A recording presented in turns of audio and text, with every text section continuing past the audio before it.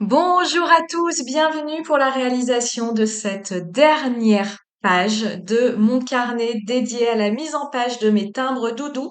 Vous le voyez ici, je vous ferai très prochainement une vidéo rétrospective sur ce carnet puisqu'il est terminé. Mais aujourd'hui, on va faire ensemble cette dernière page et j'avais à cœur de mettre en scène très simplement, ici je voulais faire une page très simple de mon timbre doudou sorcier. Je vous rappelle que vous avez la vidéo de la réalisation de ce timbre doudou. Je vous mettrai le lien en descriptif de cette vidéo. Et ce que je vais réaliser, c'est au début, c'est un fond très simple à l'aquarelle. Et vous voyez ici, je vous ai montré la préparation de mon jus à l'aquarelle. Je suis venue mélanger dans ma palette un jus assez concentré, malgré ce qu'on voit à l'écran, de la couleur rose poterie de chez Daniel Smith. Et cette couleur rose poterie, je suis venue lui ajouter une petite poudre dorée, de chez Schmig. Donc c'est de l'aqua bronze, mais c'est la couleur dorée de chez Schmig.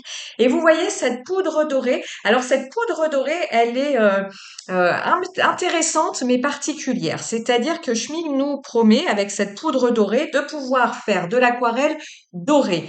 C'est tout à fait vrai. En fait, cette poudre, elle va vous permettre d'ajouter à votre eau, d'ajouter à votre couleur, comme je l'ai fait ici, des pigments dorés, mais vous n'allez jamais obtenir, si vous mélangez de l'eau avec cette poudre, une texture homogène dorée, contrairement aux aquarelles dorées, c'est-à-dire que vous allez avoir de l'eau avec des pigments dorés plus ou moins concentrés selon la dose de pigments que vous ajoutez à votre eau ou ici à votre jus coloré. Mais vous n'allez pas avoir comme ça quelque chose d'homogène comme vous avez avec les aquarelles dorées. Donc c'est un produit qui est intéressant pour rajouter une touche de doré à vos aquarelles parce que ça permet de transformer n'importe laquelle de vos aquarelles en aquarelle avec une touche de doré. Donc ici mon rose poterie avec une touche de doré. La deuxième chose qu'il faut faire attention si vous souhaitez vous procurer ce produit, rincez bien tout de suite après votre pinceau parce que les petits pigments dorés collent énormément à votre pinceau j'en ai fait l'expérience. Donc vraiment, vous transmets mon expérience et ces pigments dorés vont vraiment coller au pinceau, d'autant plus si vous le laissez sécher votre pinceau sans l'avoir rincé au préalable à l'eau claire. Parce que vous voyez, moi, ce que j'ai fait, c'est que j'ai rincé mon pinceau dans mon bocal d'eau habituel, sauf que dans ce bocal d'eau, il y avait des pigments dorés, forcément, qui sont venus se dissoudre dans mon eau de rinçage de pinceau.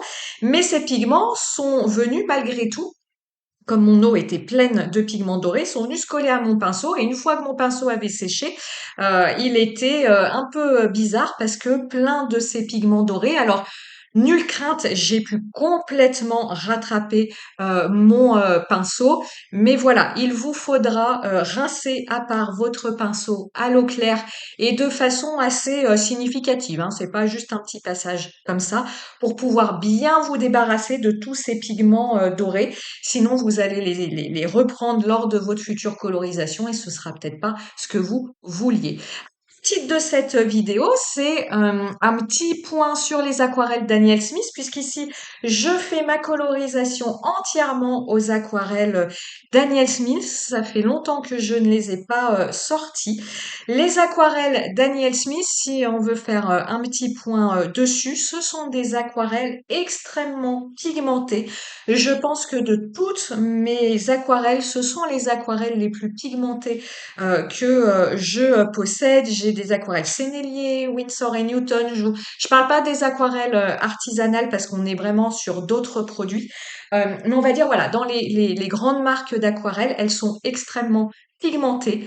Le côté positif de ça, c'est qu'on a des couleurs extraordinaires. Vous voyez où je fais ma petite pierre tombale. Là, c'est une seule et même couleur, c'est le noir lunaire, donc qui est une couleur noir-marron comme ça, granuleuse. Vous avez ce euh, vert, j'ai perdu son nom, mais vous l'aurez dans le descriptif, pareil, dans l'article descriptif de la vidéo, qui est très lumineux, là où j'ai fait mon herbe, qui est également granuleuse.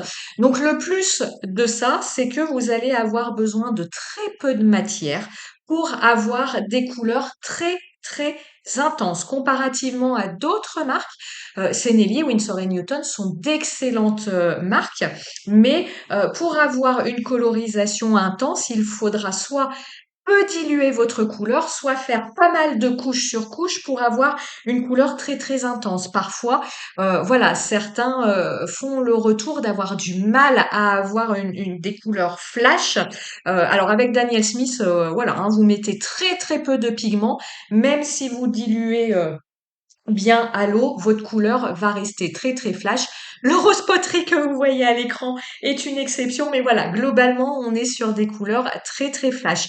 Le moins bien de ça, eh bien, qui dit couleur très très flash dit plus de difficultés à réaliser des dégradés puisque votre gradient de dégradé, je vais vous dire de la couleur la plus intense à la plus diluée, va être plus compliqué à travailler du fait, comme il nous faut peu de matière, peu de pigments de couleur pour avoir une couleur tout de suite flash, eh bien pour dégrader de façon harmonieuse cette couleur, c'est-à-dire d'avoir quelque chose de très fondu entre la couleur la plus lumineuse, la plus intense et sa couleur la plus diluée, eh bien, il va falloir rajouter de l'eau par petites touches, ce qui peut être plus compliqué comparativement à d'autres marques. Et puis, la seconde chose, c'est que tout simplement, comme on a affaire à une majorité de couleurs très très flash, eh bien, ça va être compliqué dans notre réalisation, eh bien, d'équilibrer nos couleurs. Vous savez, une composition équilibrée. On dit en général qu'il faut des couleurs qui ressortent bien, très intenses, et puis casser ça avec des couleurs un petit peu moins intenses, des couleurs un petit peu plus douces. Et ben chez Daniel Smith, comme tout est intense, ça peut être compliqué d'équilibrer ces colorisations. Donc moi, en fait, ce que j'ai fait, je me suis pas cassé la nénette, comme on dit, j'ai laissé beaucoup de zones de blanc. Donc vous voyez, mon timbre, lui, est complètement blanc. Mon fantôme, lui aussi, a de bonnes zones de blanc. Et puis j'ai finalement rajouté très peu d'embellissement. Ma petite pierre tombale, un fantôme en haut qui lui aussi est blanc. Vous voyez le fond, je suis restée sur du rose poterie qui est justement une couleur beaucoup moins intense que les autres pour pouvoir trouver comme ça un équilibre satisfaisant sur ma page. D'autant plus que pour cette dernière page, je voulais vraiment quelque chose qui respire, quelque chose de très léger et je pense y être arrivée ici. Vous le voyez sur mon fond de page, j'ai utilisé une pâte de texture Nuvo. C'est une couleur un petit peu marron glacé, rose qui est très très jolie. Pareil, vous avez les références dans l'article de blog qui va avec cette page. Alors moi, au niveau des couleurs Daniel Smith, vous voyez, même si j'ai fait toute ma colorisation ici avec les couleurs Daniel Smith, en général, j'ai fait une sélection de couleurs particulières. J'ai pris les couleurs granuleuses.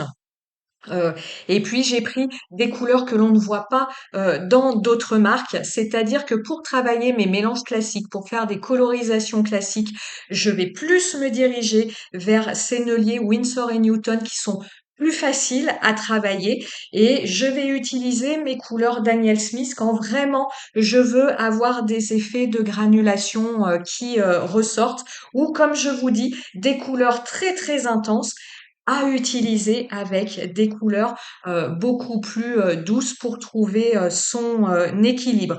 Les couleurs Daniel Smith vont être plus chères que d'autres couleurs, tout simplement parce que nos couleurs granuleuses sont faites à partir de pigments naturels. Vous allez avoir également des couleurs qui brillent sans ajout de mica, mais faites à partir de pierres semi-précieuses. Et ça, évidemment, ça a un coût. Vous le voyez ici, une petite touche de glossy et le tour est joué.